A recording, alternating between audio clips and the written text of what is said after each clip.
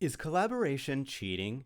I mean, you'd think so if you talk to teachers and educators, but my experience as a high school teacher is it's the exact opposite. Now, hear me out. How can we use collaborative projects to prevent cheating and foster a culture of academic integrity?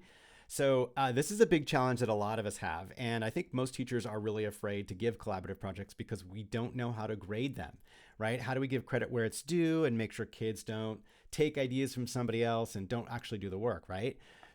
I dedicated an entire chapter inside my book, Storytelling with Purpose, Digital Projects to Ignite Student Curiosity, to this process of how to create a storytelling project or a multimedia research project. And I have a sidebar in there that talks about this very question. Is collaboration cheating? So I'm going to read an excerpt from the book about that, and I'd love to hear what you think. Is collaboration cheating?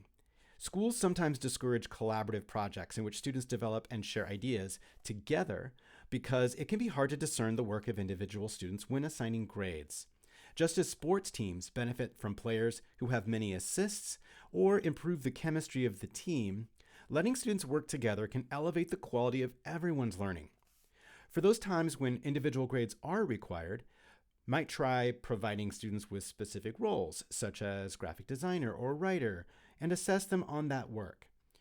Or provide steps in the process that are completed individually, such as developing their own research and story pitch, and then have students collaborate when creating that final story project. I like to use narrative self-evaluations at the end of a project where students can reflect on their contributions and those of their teammates. Students are usually eager to provide details, and the process activates metacognitive thinking about their learning. And if you want to know more about how to use these kinds of projects and grade them, I have a whole other chapter, chapter 9 in the book, dedicated to assessing these kinds of projects. In the next video, we'll talk about when you might want to form collaborative projects, when it makes sense to have collaborative assignments, and how to form those teams.